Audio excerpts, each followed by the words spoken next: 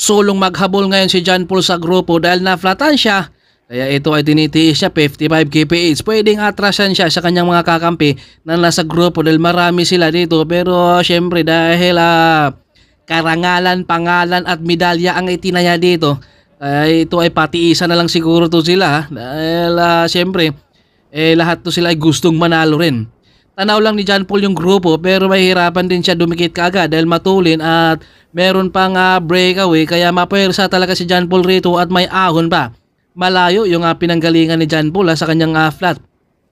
At dito bumabagal na si John Paul ng speed niya. Kanina umaabot siya ng 55 kph, ngayon 44. Kung hindi niya pwedeng pwersahin rin kaagad, kailangan meron pa talaga siyang pangpanay din sa ahon dahil kapag naubusan siya dito sa patag, wala na siyang pang-ahon. Pero alam naman natin na napakahaba yung pang-test dito ni John Paul at hindi ito basta bibigay.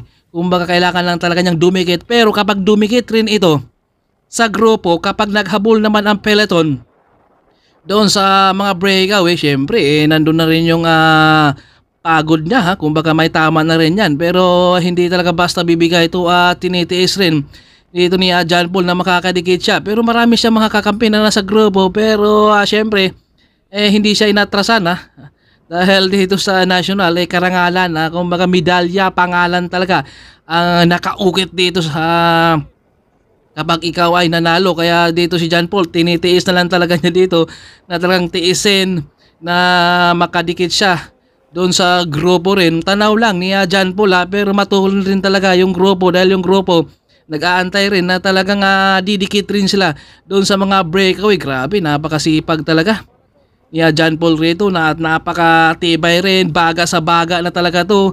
Gawa ng napaka lakas rin talaga yung kanyang speed rin kanina. Kumbaga napakatulin. Tiniis niya kanina hanggang matanaw niya yung grupo. Dahil kapag hindi niya tiisin rin dito, maiiwanan talaga siya rito. Kumbaga tanaw na ni John Paul pero may ahon na naman ang kasunod. Kaya mahirapan na naman to siya. Dahil wala talaga siyang kapalitan rito. Napakatulin na naman dito dahil nakakapag-recover. Tanaw na ni John Paul yung peloton. 44 kph. Kanina umabot siya ng 55. Napakasulit yung maintain ni John Paul talaga. Pero kapag mga foreigner na to, kapag mga patag, asahan natin na talaga bilis sila makadikit. Gawa ng mahaba kasi yung kanilang mga bias. Kung mga nagmi-maintain ang mga 450 pataas. Sa mga Pinoy, nandun tayo sa 45 to 46. At dito ay panay pa rin dito si John Paul. Tinitiis niya rito na makakadikit talaga. Tanaw lang yan pero ahon na naman ang kasunod at kailangan na naman niyang magre-recover. At wala pa siyang kapalitan dito kaya siyempre siguro naisip ni John Paul dito na sana aatrasan man lang siya sa kanyang mga kakampi na nasa grupo.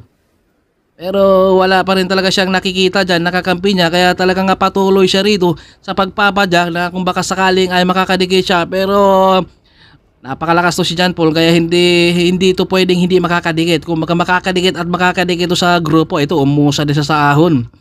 Nararamdaman na rin talaga niya yung groggy rito, yung pagod, yung hingal. Pero kailangan niyang tiisin at papadikit na si John Paul sa grupo. Napakatibay talaga.